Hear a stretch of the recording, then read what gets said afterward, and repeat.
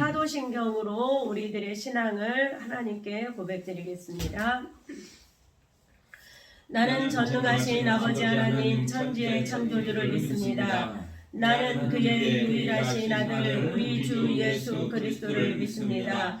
그는 성령으로 잉태되어 동정녀 마리아에게서 나시고 본디오 빌라도에게 고난을 받아 십자가에 못 박혀 죽으시고 장사된 지 사흘 만에 죽은 자 가운데서 다시 살아나셨으며 하늘에 오르시어 전능하신 아버지 하나님 우편에 앉아 계시다가 거기로부터 살아있는 자와 죽은 자를 심판하러 오십니다. 나는 성령을 믿으며 거룩한 공교회와 성도의 교제와 죄를 용서받는 것과 몸의 부활과 영생을 믿습니다. 아멘. 오늘 하나님의 말씀은 창세기 5장 18절에서 24절입니다. 야렛은 162세에 에녹을 낳았고 에녹을 낳은 후 800년을 지내며 자녀들을 낳았으며 그는 962세를 살고 죽었더라.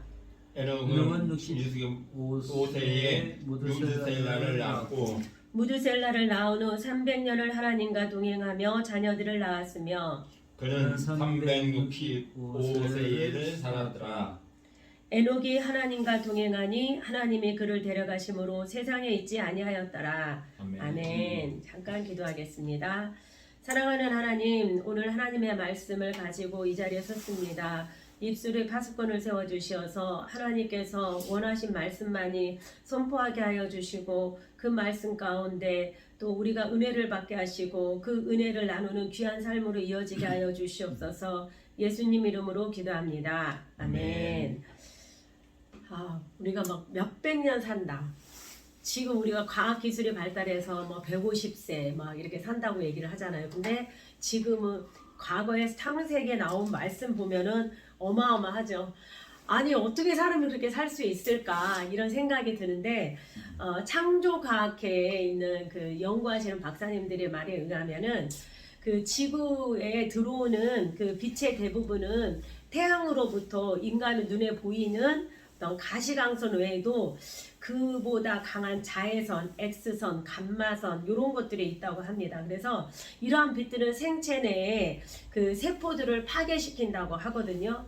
그 중에 자외선은 우리 피부 노화를 많이 시킨다고 하잖아요. 그래서 우리가 자외선 차단제도 많이 쓰고 있는데 결국 그 피부를 노화시키면서 사람의 수명이 단축이 된다고 합니다. 그런데 이와 반대로 그 빛이 약한 뭐 적외선이나 원적외선, 마이크로파, 라디오파 이런 것들이 있는데 원적외선 같은 경우에는 생명체의 활성을 유지시키는 작용을 한다고 합니다. 그래서 채소나 고기 등의 음식물에 이러한 원적외선을 쏘이게 되면 아주 싱싱하게 보존이 된다고 합니다. 그런데 과거에는 하늘 위에 수증기가 있었다고 그러잖아요. 물방울들이 이런 것들이 있어서 강한 빛을 이러한 물 분자들이 걸러서 지구 표면에 다가오기 때문에 이러한 그 약한 빛, 뭐 가시광선, 원적외선 이런 것들만 들어오게 되기 때문에 일반 생명체들은 해로운 빛을 걸러서 받기 때문에 아마 좀 오래 살았다라고 이렇게 추정을 한다고 합니다.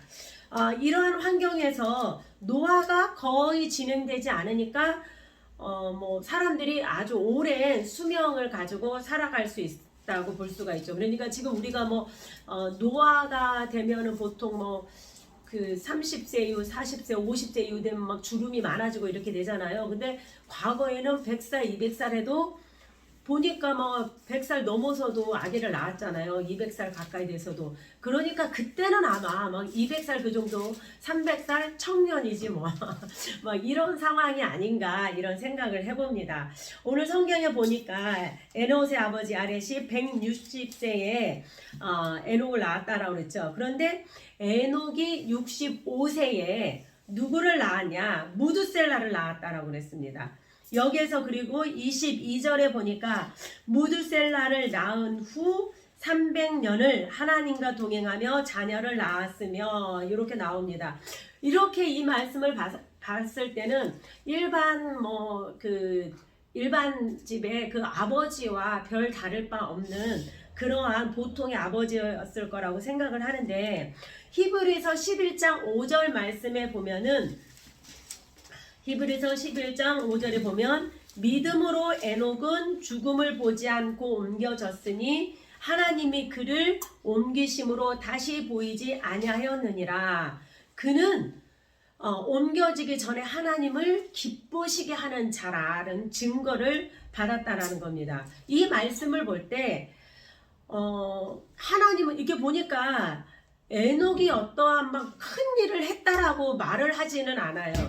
그런 걸 봐서 하나님은, 이 말씀을 볼 때 하나님은 나의 업적을 바라시는 것이 아니라 하나님과 나와의 관계를 원하시는 분이시다, 이런 것을 느낄 수가 있습니다. 그래서 내가 뭔가를 대단히 이루어서 드러내기보다는 매일매일 일상의 생활에서 하나님을 기쁘시게 하는 것을 원하신다, 이런 것을 생각을 해보게 되었습니다. 그래서 그러면 어떻게 하는 것이 하나님을 기쁘시게 하는 삶일까? 첫 번째, 하나님과 뜻이 맞아야 된다. 그래서 아모스 3장 3절에 보면은 두 사람의 뜻이 같지 않은데 어찌 동행하겠으며, 결국 하나님과 내가 뜻이 같지 않은데 하나님과 동행할 수 없다라는 얘기죠. 우리가 하나님과 동행한다라는 얘기는 내 뜻에 하나님을 끼워 맞추는 것이 아니고 내 뜻 버리고 아버지의 뜻을 따르기 위해서 노력해야 된다라는 겁니다. 두 번째는 우리가 거룩해야 된다라는 겁니다. 베드로전서 1장 16절에 보면은 기록되었으되 내가 거룩하니 너희도 거룩할지어다 하셨느니라. 나 개인이 거룩한 삶을 살아야 된다라는 겁니다. 흠잡을 것 없이 경건한 삶을 살아야 된다, 이런 것이죠. 그러니까 내 입에서 나오는 말, 내 몸으로 하는 행동, 내 안의 생각들이 깨끗해야 된다라는 겁니다. 세 번째로는 항상 기도하며 감사하는 삶을 살아야 된다. 데살로니가전서 5장 16, 17, 18절에 보면 항상 기뻐하라, 쉬지 말고 기도하라, 범사에 감사하라. 이것이 그리스도 예수 안에서 너희를 향하신 하나님의 뜻이라고 했습니다. 이렇게 하나님은 우리와 소통하기를 바라고 있습니다. 어떻게 소통을 할까요? 그게 바로 기도입니다. 기도로 하나님의 뜻을 묻는 것입니다. 하나님께 예배드려야 하는데 자꾸 일이 생겨요. 하나님, 예배드리고 싶은데 자꾸 일이 생겨요. 하나님, 이러한 환경을 이겨내고 예배를 드릴 수 있도록 힘을 주세요.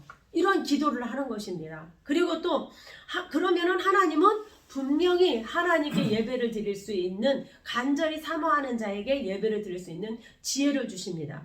그리고 하나님, 우리가 또 친구나 부모님이나 또 여러 이제 다른 이웃 사람들이나 자꾸 다투게 된다면 그런 문제를 놓고 하나님, 다투지 않고 지낼 수 있도록 지혜를 주세요. 그러면 우리가 부모님이나 선생님이나 형제자매간이나 이웃들이나 이런 사람들과 문제없이 지낼 수 있게 된다는 겁니다. 그 다음에 네 번째 뭐냐? 심판의 주로 예수님이 세상에 오심을 전해야 된다는 겁니다. 에녹이 어떻게 살았을까? 유다서 14절 15절에 보면 아담의 7대손 에녹이 이 사람들에 대하여도 예언하여 이르되 보라, 주께서 그 수만의 거룩한 자와 함께 임하셨나니 이는 뭇 사람을 심판하사 모든 경건하지 않는 자가 경건하지 않게 행한 모든 경건하지 않는 일과 또 경건하지 않는 죄인들이 주를 거스려 한 모든 완악한 말로 말미암아 그들을 정죄하려 하심이라 하셨느니라.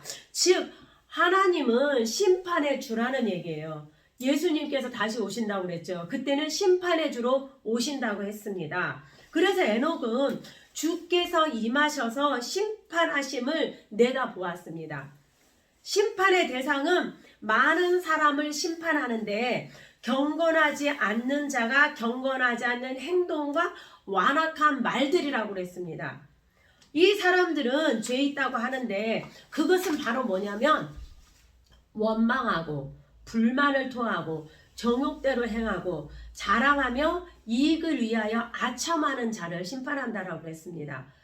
보면 그 성서학자 뉴베리라는 사람이 있는데 뜻깊은 통찰에서의 고대에 대해서 이야기를 했거든요. 근데 고대 당시에는 마을마다 그 입구를 지키는 사람이 있었대요. 그 사람은 바로 이렇게 창을 던지는 사람인데 입구에서, 그런데 그 사람을 뜻하는 말이 무드셀라래요.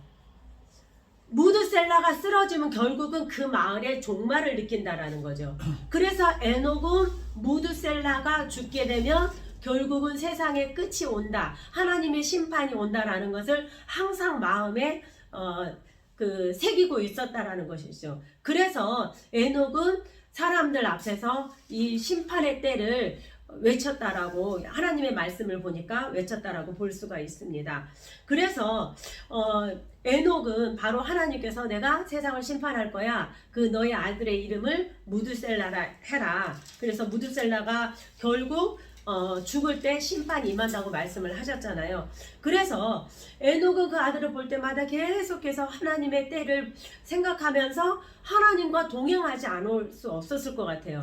과거의 삶이 어쨌든지 간에, 과거의 삶을 어쨌든지 간에 무드셀라를 나오고 난 뒤부터는 바로 삶이 변화가 되었다라는 거죠. 내가 과거에 하나님을 모르고 살았다, 그것은 문제가 되지 않아요. 지금 내가 하나님을 만났으면 그 만난 하나님과 내가 어떻게 동행하며 살아갈 수 있겠는가, 그것이 중요한 것입니다.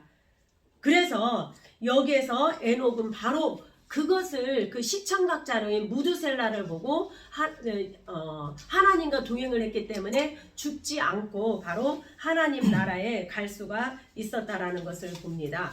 우리는 하나님과의 관계에 있어서, 내가 하나님을 만난 이후로 하나님과의 관계에 있어서 잘못되었다, 그런 것이 있다면은 바로 우리는 거기에서 돌이켜야 된다라는 겁니다. 그래서 하나님은 하나님의 심판대에서 그냥 넘어가는 경우는 없습니다. 우리는 평생 살아가면서 지은 죄를 사단은 기억하고 있습니다. 그래서 하나님 앞에 심판대에 썼을 때 얼마나 창피하겠어요. 사단은 지은 죄를 막 이런 지은 죄 저런 지은 죄를 다 고발할 것입니다. 그러면 우리는 어떻게 해야 될까요? 그 죄의 값은 사망이라고 그랬는데, 그럼 우리는 어떻게 해야 될까? 그러나 우리가 살아있을 동안에 하나님, 우리 주 예수 그리스도를 믿으면 그 믿음으로 말미암아 우리 모든 죄가 사멸된다라고 그랬잖아요. 사단은 나의 죄를 고발을 하지만 예수님은 나의 곁에서 나의 죄에 대해서 변호를 해주십니다. 하나님, 그래서 내가 십자가에서 죽지 않았습니까? 이 사람의 죄를 위해서. 그러니 하나님 용서해 주세요. 그러면 하나님은 예수 그리스도의 십자가 사건 때문에 나의 죄를 용서하시고 하나님의 자녀로 인도하신다라는 겁니다. 자, 그래서 우리는 그러면 또 이러한 실수에 빠질 수 있어요. 그래? 내가 예수님께 기도하면 뭐 죄를 씻겨준다고? 그러면은 죄를 좀 많이 짓다가 나중에 또 회개하면 되겠네? 이렇게 생각할 수 있는데 그렇지 않습니다. 하나님은 똑같은 죄를 범하는 자가 되지 말라고 합니다. 그래서 우리는 똑같은 죄를 짓지 않기 위해서 죄를 짓지 않을 수는 없어요. 그렇죠? 내가 무시로 지을 수도 있고 의지적으로 지을 수도 있어요. 그럴 때에 우리는 하나님 앞에 나의 죄를 고백하고 똑같은 죄를 범하지 않게 해달라고 계속해서 기도를 해야 됩니다. 그러면 하나님께서 우리를 한 단계 한 단계 성화시켜 주면서 그 죄에서 벗어나게 됩니다. 우리도 예수님께서 분명히 심판해 주러 오신다라고 했습니다. 우리 모두 무드셀라처럼 세상의 종말을 깨닫고 많은 사람들에게 마지막 때가 돌아옵니다. 그러니 회개하고 돌아와야 됩니다라고 이야기를 해야 됩니다. 무드셀라가 969세에 죽자 하나님의 심판이 있었습니다. 그때 노아의 나이가 600세였습니다. 하나님은 약속을 지키시는 분입니다. 그 약속을 믿고 하나님과 뜻을 합하여서 전심으로 하나님을 따르는 사람들이 되기를 축복합니다. 아멘. 기도하고 주기도문으로 마치겠습니다. 사랑하는 하나님, 에녹은 무드셀라를 통하여 하나님의 심판에 대해서 경고를 했습니다. 오늘 이 시간에 또 우리 하나님은 예수 그리스도의 재림을 놓고 또 심판주로 오신다고 말씀하고 계십니다. 그 마지막 때를 우리는 알 수는 없으나 깨어 근신하며 기도하며 하나님 앞에 나아가는 자들이 되게 도와주시어서 믿지 아니하는 부모님과 형제자매들, 친구들, 이웃들에게 담대히 복음을 전하는 사람들이 되게 도와주시옵소서. 감사드리며 예수님 이름으로 기도합니다. 아멘. 하늘에 계신 우리 아버지, 아버지의 이름을 거룩하게 하시며 아버지의 나라가 오게 하시며 아버지의 뜻이 하늘에서와 같이 땅에서도 이루어지게 하소서. 오늘 우리에게 일용할 양식을 주시고 우리가 우리에게 잘못한 사람을 용서하여 준 것 같이 우리 죄를 용서하여 주시고 우리를 시험에 빠지지 않게 하시고 악에서 구하소서. 나라와 권능과 영광이 영원히 아버지의 것입니다. 아멘. 감사합니다.